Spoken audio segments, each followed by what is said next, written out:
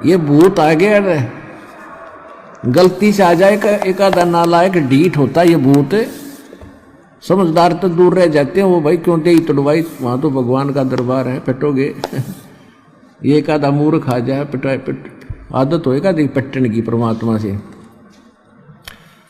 तो इनको सूक्ष्म मार पड़ती है भगवान की वाणी से, इसलिए चिल्ला रहे हैं काल के पीड़ित।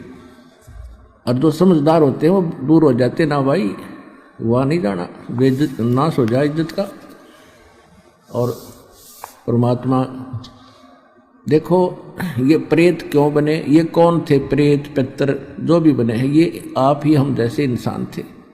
इनको ज्ञान मिला नहीं, इन मूर्खों के चक्कर में आगे नकली गुरु संतों के, अब इनका जीवन नाश हो गया।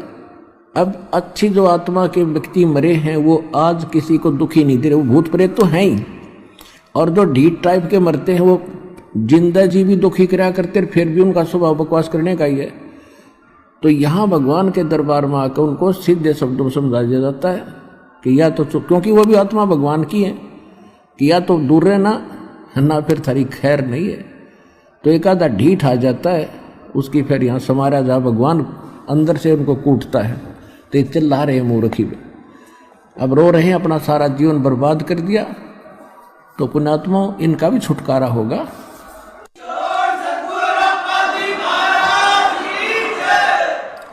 अब इनका भी उद्धार होगा, क्योंकि भगवान की वाणी तो सब पे असर करेगी।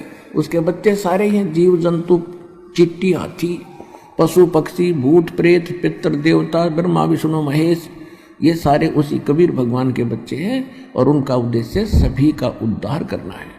और जो सच्चे दरबार में आकर फिर भी बकवास करें, जैसे कोई चोरी करता है या कोई इस तरह के भूत प्रेत बकवास करता, तो उनको भयंकर यातना मिलेगी फिर भगवान के दरबार में, और इस जीवन में उनको बहुत कष्ट उठाना पड़ेगा। तो इसलिए अब ध्यान से सत्संग सुनो। अब क्या कहते हैं, राजा डूबे मान में पंडित चतुराई रे, और ज्ञान गली में बंक है तन दूर मिलाई रे। राजा को यानी थोड़ी सी पोस्ट किसी के पास प्राप्त है, सुख का सांस है, टाइम पर टूक मिल रहा है, कोठी कार है, और शाम ने घूटी लाने की माया फालतू मिल जाती है, तो उनको तो अभिमान गणा हो गया, वो तो मालिक के निकट इसलिए नहीं आते। और पंडित जो गुरु पद पर विद्यमान है, उनमें चतुरता गणी आ गई, उनका स्वार्थ हो गया दुनिया को ठग कर मूर्ख बनाकर अपने पीछे लगाने का। राजा डूबे मान में पंडित चतुराई रे, ये ज्ञान गली में बंक है तन धूर मिलाई रे। उस साहेब को याद कर जिन सौंज ये सब सौंज बनाई रे, और देखत ही हो जाएगा पर्वत से राई रे। कहते उस परमात्मा को याद कर, तत् ब्रह्म को। गीता अध्याय नंबर 7 के श्लोक नंबर 29 में गीता ज्ञानदाता कहता है, गीता ज्ञानदाता कहता है कि तत्व ज्ञान के प्राप्ति के उपरांत, तत्व दसी संत की प्राप्ति के उपरांत उनको ये ज्ञान हो जाता है कि उस परमात्मा की भक्ति करनी चाहिए। तत्ब्रह्म कहते वो प्राणी केवल जो जरा और मरण से छूटने के लिए प्रयत्न कर रहे हैं। जरा माने बुढ़ापा, वृद्धावस्था का कैर, और मरण मृत्यु। जो जरा और मरण से छूटने के मोक्ष प्राप्ति के लिए जो साधना करते हैं, संसार की किसी वस्तु की इच्छा नहीं करते, अर्जुन वो तत्ब्रह्म से और सारे इन कर्मों से और सब अध्यात्म ज्ञान से कंप्लीटली परिचित हैं। तो अर्जुन ने 8वें अध्याय के प्रथम मंत्र में पूछा, भगवान फिर किम तत्ब्रह्म, वो तत्ब्रह्म क्या है, वह परमात्मा कौन है। 8वें अध्याय के 3रे श्लोक में गीता ज्ञानदाता ने कहा कि वो परम अक्षर ब्रह्म है। तो यहाँ गरीबदास जी वही ज्ञान बता रहे, क्योंकि ये सूक्ष्म वेद है, तत्व ज्ञान है, कंप्लीट इन ऑल रेस्पेक्ट है, यह ऑल इन वन है, इसमें कंप्लीट ज्ञान है सभी वेदों, गीता, पुराणों का कुरान और बाइबल का।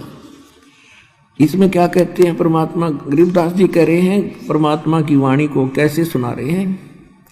उस साहेब को याद कर जिन सौंज बनाई रे, जिन सब ब्रह्मांडों की रचना की, और देखत ही हो जात है ये पर्वत से राई रे। यानी कितना सुंदर शरीर तेरा, और मृत्यु के बाद इसको फूंक देंगे, ये राख बन जाएगी। ये कुछ भी सांग नहीं है, इसमें अभिमान मत कर। कंचन काया नाश होवे तन ठोक जड़ाई रे, मूर्ख बोंदू बावरे क्या मुक्ति कराई रे। इसे सुंदर शरीर को फूंक कर चला गया हाथ झाड़ के। अरे मूर्ख तूने क्या पाया इस जीवन से। चमरा जुल्हा तर गए और छिपा नाई रे, गणका चढ़ी विमान में सुरगापुर जाई रे। अब क्या बताते हैं कि पहले ये धारणा बनी हुई थी कि भक्ति तो वही कहते साधु संत करें, जंगल में चले जा, या फिर ब्राह्मण लोगों का काम है। तो गरीबदास जी बता रहे हैं कि जिसको तुम चमार कहा करते रविदास जी, और जुल्हा दान कहा करते परमेश्वर कबीर जी, और नामदेव जी को आप कहा करते हो छिपी जाति में था, छिम्बी जाति में, कहते हुए भी पार हो गए। बोले आदमी तुम भी भक्ति कर लो, सारे पार हो जाओगे। चमरा जुल्हा तर गए वो छिपा नाई रे। नाई कौन? नंदा नाई थे सैन भगत, वो भी भक्ति करके वो भी पार हुए। और गण का चढ़ी विमान में सुरगापुर जाई रे। एक वैसा थी, पहले कर्मानुसार वो गलती कर रही थी बेटी, जब उसको ज्ञान हुआ परमात्मा का, सत्संग सुना, तो त्याग दिए उस कर्म को और भक्ति करी डट के। कहते वो भी पार होगी। तो भाई कहते हैं जैसे साबुन के अंदर एक गुण है, पानी और साबुन के मेल से कितना ही मैला कपड़ा हो स्वच्छ हो जाता है। तो अनजानपणे में हमारे अंतःकरण में कितनी गलतियों का मैल लगा हुआ है, तो सतनाम रूपी साबुन से और सत्संग रूपी जल से ये कति साफ हो जाता है, तो वो कर्म सुधर जाते हैं। अजामेल गण का तेरे और सदन कसाई रे। कहते हैं सच्चे मंत्र तो सही भक्ति से मिल जाती है। तो अजामेल और गण का वैसा जैसे सदना जैसे कसाई भी उधर गए। और नीच तेरे तो से हुनर मूड अन्यायी रे। शब्द हमारा साच है और ऊंट की बाई रे। धुएं कैसा धौल हर त्यों लोग चलाई रे। अब देख कितना कमाल कर रखा है, कितनी प्यारी व्याख्या कर दी है कि मैं जो कह रहा हूं वो हमारे वचन सत्य मान लेना। इसके अतिरिक्त जो भी कोई संत और साधु मंडलेश्वर कोई तुम्हें ज्ञान बताता है, वो तो ऊंट की बाई है।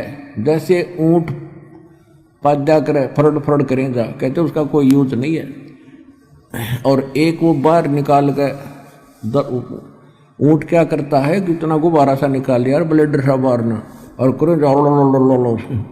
कहते हैं ये जो और बकवाद कर रहे हैं वो तो सूखी अरड़ अरड़ है, और हमारा ज्ञान है वो बिल्कुल सत्य मान लेना, 100 का 100 सच्ची है। अब गरीबदास जी ने परमात्मा से प्राप्त ज्ञान को अपनी लोकल लैंग्वेज में बताया है। शब्द हमारा साच है और ऊंट की बाई रे। ये धूम में कैसा धौल हर त्यों लोग चलाई रे। कल बिस कुसमल सब कटे हो तन कंचन काई रे। गरीबदास निज नाम की नित पर भी नाई रे। कहते कल बिस कुसमल कितने भयंकर पाप कर्म है, सबका नाश हो जाएगा। किससे? इस निज नाम की नित पर भी नहा, प्रतिदिन जाप कर। एक 12 वर्ष में कोई कुंभ का मेला आ गया और वहां धक्के खान नाड़ जाओ जोड़ में, उस पर भी से नाम मोक्ष नहीं होगा। गरीबदास निज नाम की नित पर भी नाई रे। भजन कर राम दुआई रे, भजन कर। और फिर क्या बताते हैं? लेखा देना रे धनी के लेखा देना रे।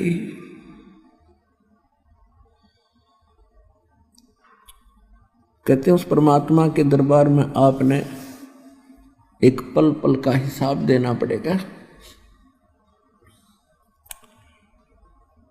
कहते हैं राम न जाना रे मूड नर, राम न जाना रे, कि आपने पहले तो परमात्मा की भक्ति की चेष्टाएं नहीं है, आपको लगन नहीं है, तड़फ नहीं है, और फिर आपने उस राम की पहचान नहीं है जिसकी भक्ति करनी चाहिए। तुम कौन राम का जपते जापम, और ताते कटे न तीनों तापम। ओए होए, तुम कौन राम का जपते जापम, और ताते कटे ना तुमरे तीनों तापम। फिर क्या बताते हैं, भजन करो उस रब का जो दाता है कुल सब का। ओए होए, कहते उस रब का, तत् ब्रह्म की भक्ति करो जो सब का मालिक है। अपने आत्माओं परमात्मा की सूक्ष्म वेद को अब आपको समझाया करेंगे, क्योंकि पहले आपको सदग्रंथों से प्रमाणित करना था हु इज गॉड, परमात्मा कौन है, और उसकी भक्ति के रियल मंत्र कौन से हैं वो सिद्ध कर रहे हैं साथ के साथ। और अब जब आपको इस सूक्ष्म तत्व ज्ञान समझाएंगे, अब पहले तो इन अपने जो सदग्रंथ अपने धर्मों के हम सभी जिसमें थे उनसे समझा दिखाया कि परमात्मा कौन है और किस किस ने देखा है, और उन जिन्होंने परमात्मा मिले हैं उनको भगवान ने कौन से मंत्र दिए।